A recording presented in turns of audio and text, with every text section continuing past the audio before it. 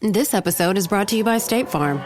From your morning podcast to your afternoon playlist, State Farm knows you personalize your entire day, and that's why State Farm helps you personalize your insurance with the State Farm Personal Price Plan. It offers coverage options that help protect what you care about most at an affordable price just for you. Like a good neighbor, State Farm is there. Prices vary by state. Options selected by customer. Availability and eligibility may vary.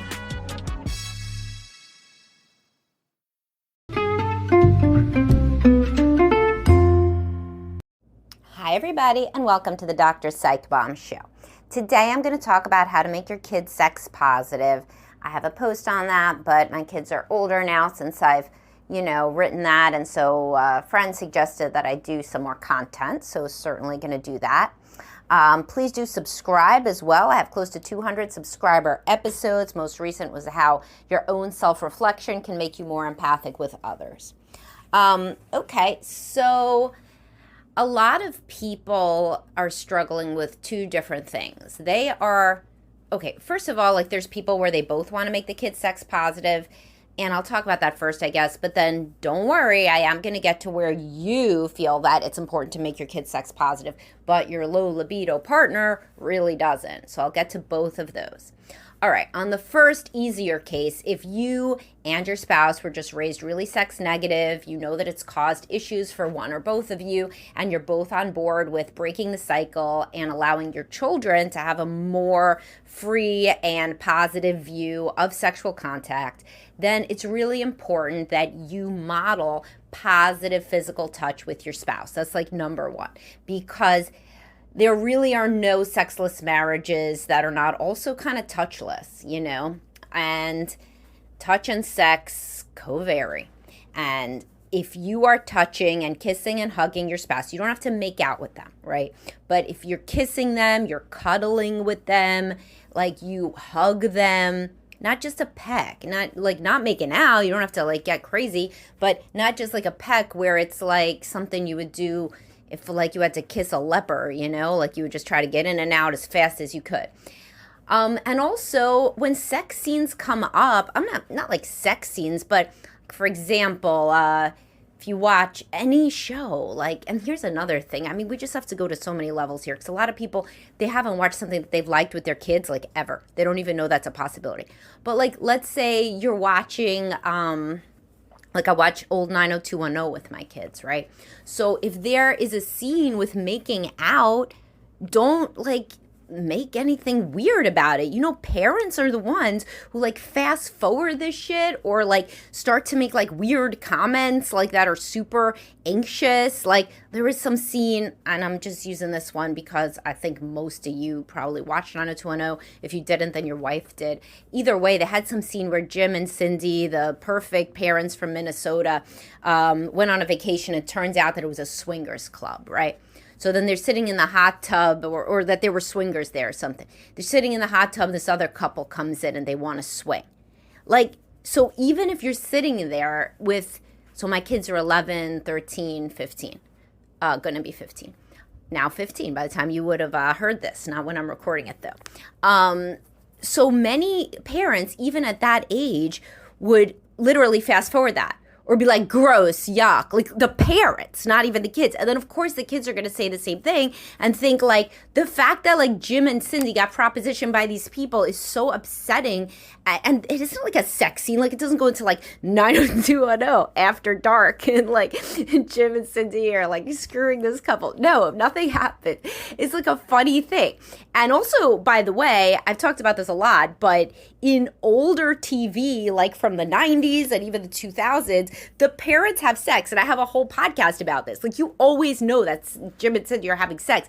They're touching each other and kissing and all this stuff. You don't see any sex scenes, but that's happening, And that doesn't happen in shows that are geared to teenagers anymore. It's gotten a lot more sex negative overall on TV, and a lot more anxious that children shouldn't be exposed to anything, God forbid, that would cultivate a feeling that the parents didn't already tell them how to feel about it.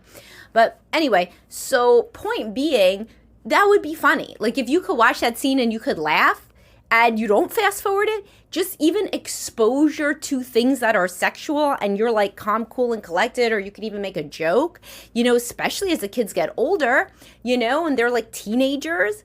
I talk to so many people and they literally never talk to their kids about sex. So that's a really, really big one. Not just the fear mongering, like if you get pregnant, then, you can always get an abortion and like you would do, or don't get an abortion, depending on how you feel about abortion, right? And if you get a girl pregnant, that could be the end of your life. So you better, use a condom. Like that's the only kind of sex talk that many people hear. And of course, some parents also say, here's how the sperm gets to the egg, but a lot of people don't even do that. So when they're very little and they ask how babies are made, you tell them, a man has sperm and a woman has an egg, and then the sperm and the egg get together. How does that happen? They say, well, the man has a penis, the woman has a vagina. And you talk about that. You talk about your period, what your period is, what it means. It means that you didn't get pregnant that month. So then that tissue comes out. That was going to be the womb for the baby. Like, these are very normal scientific things. Kids used to know this stuff if they grew up on a farm, right? Everybody sees the animals having sex. But then now we're very disconnected from all other ages of humans as well as animals and basically everything. So we just sit in our individual pods. And that's how the kids, if you tend toward being anxious, especially or sex negative, or you were raised that way, they can get like super overprotected. Then the first exposure they have to anything about sex is porn or TikTok or whatever. And believe me, like parents are like, oh no, my son, he would never look at porn. That's what your parents thought, right? And it's not true. So if you don't talk about these things, if you have a basic level of comfort talking around sex and you act like it's positive, then the kid will think that, the same as they think that other things you say are right. Especially if you start this before adolescence, when then they flip and they start to think that everything you say is wrong. So sex is a part of a relationship, normal part of a relationship. When you are old enough that you love somebody and you want to be in a relationship with them, it's a normal, happy part of a relationship. Of course, you don't want to get pregnant by accident, or you don't want to get a disease or something, so you would have to use protection. That's pretty much it. That's the message. And if that comes within the context of seeing you and your partner hugging and kissing and being close, having a lock on your door, of course you don't need to be having sex with the children here. That's overly stimulating in a way that many people that were raised in neglectful homes report being traumatizing. If like all the time mom and dad were screwing in the other room and it was a thin wall and they're hearing the bed. And within the context of a overall neglectful relationship, or really probably any family, kids don't really like that, right? It's overly stimulating in kind of a bad way. Because your body and your brain respond to those sounds, but then that's super upsetting because it's your parents. So this is something that some people struggle with, but most people now, it's the opposite. Kids never saw them hug, kiss, nothing. So if every so often they were to hear a bed moving, then that's not the end of the world, certainly. And of course, your bedroom door should be locked. Because A, you need to have private time for things that aren't sex. And B, if you get used to locking it for other stuff, then you can have sex in your own house, which you should be able to do because you're an adult and you're paying for this house and this is your life. And you want your kids to have sex, don't you, one day? This is the whole point of listening to this podcast. So, and some people are like, the kid will get upset if they try to get into my room and they can't get it. No, that's only in the context that they've always been able to get in. So you would have to say, oh, we have a lock now, because we need private time. We're adults. If you've always had a lock, then they know that they go, they rattle it, it doesn't open, then they knock. Or also that you don't do that, like if it's locked, then you don't do that. And I've never heard, with all the stuff about, people saying the kid's going to be upset, I've never heard in therapy somebody saying, Mom and Dad's bedroom was locked at night, and that upset me. Never. Because that's just how it is. So it would be like the same thing as saying, like, Mom's bathroom door was closed while she was pooping, and that upset me. No, why would that upset you? That was the boundaries in your home. In your home, you don't walk in when mom is pooping. Sounds normal to me. Everybody deserves to poop in peace. Same thing with showering, et cetera, et cetera. And if you are the mom that lets your kids come in while you're pooping, then frequently that correlates with either extreme body positivity to the point where you don't even need this podcast, or you are an overfunctioner and you're very anxious about them, God forbid, being sad for a split second while they wait for you to stop pooping. And that is something that you should listen to my podcast, Stop Letting Your Kids Treat You Like Garbage, because you were probably a child that was not allowed to have any needs or boundaries. And so now you're doing that again with your kids. But anyway, so it's very important for the parents to be on the same page. So I promised you I would get to what if you say that we should hug and kiss in front of the kids. You make little jokes like, about Jim and Cindy or whatever the hell, and your partner says you're being disgusting, you're sexualizing children. Children shouldn't know that. We can never have sex when the kids are in the house or ever, because imagine they hurt us, that would traumatize them for the rest of their lives. And so that's when you get into couples counseling, right? Because you have extremely different values around this.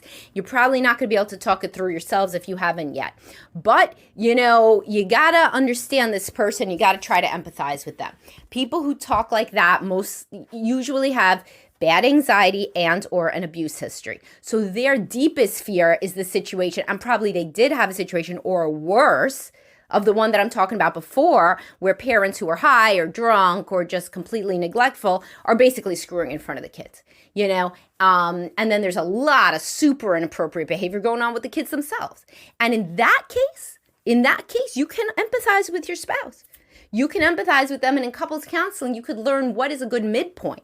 So their parents were doing the wrong thing, but then you may be going to the other way where you barely even look at each other in front of the kids because God forbid you should do anything inappropriate, right? And that's not good either, because then the kids are going to grow up very scared of sex, the same as your spouse, but for a different reason, because the parents were on the other end of the spectrum. Remember, when you go 180 degrees opposite from how you were raised, that's usually also unhealthy, but on the other side. So if this resonates with you, then you should get into couples counseling. You should say, and listen, there's other issues. If this is the issue that your spouse won't have a lock on the door, they won't even close the door, they're already anxious about the children, and I have a lot of posts on how to deal with your partner's child-related anxiety. This person has pretty high levels of anxiety then. Most of the time I see it in women, sometimes I see it in men. And so this is something that you would be discussing in couples work openly. Like, you are scared that you guys are over focusing on the children. It is extremely overwhelming, the level of anxiety, and you feel the kids are picking up on it. 100% they are, because kids learn from you, and if you treat the kids like they're so fragile and they're like glass, then they start to think that too. And so then it goes the other direction, and they start to be anxious about themselves, ever having a bad feeling, a bad thought. They start avoiding anything that could get themselves out of their comfort zone, and thereby they create an anxiety disorder because they're modeling on the general environment in the home where their feelings are beyond first, And if they are about to frown, then this whole emergency rescue plan mobilizes, and that teaches the child that their emotions are so important, and they won't ever just go away on their own, which of course they do. All emotions peak and decrease. This is all my stuff on anxiety, exposure therapy, etc. But instead, they're going to need an adult to kind of mobilize an emergency rescue plan to save them from what, God forbid, could be a moment of discomfort. And obviously that relates to a incipient anxiety disorder if the child does not already have it. So that's a problem even bigger than sex negativity, right? And so if you get your spouse into couples counseling motivated by why can't we even touch each other in front of the kids, why are we still having them watch cartoons when they're 11, then you can also talk about overall, why are we so anxious and making this a climate of fear in our home. And I have lots of content on this. I have one on your kids are not scared for you not to be in the room unless you have raised them to be so, and all of these different things. You can go to drpsychmom.com and look up the entire anxiety category of posts and parenting, and there's going to be a lot of overlap. All right, talk to y'all soon. Thank you so much for listening. Bye-bye.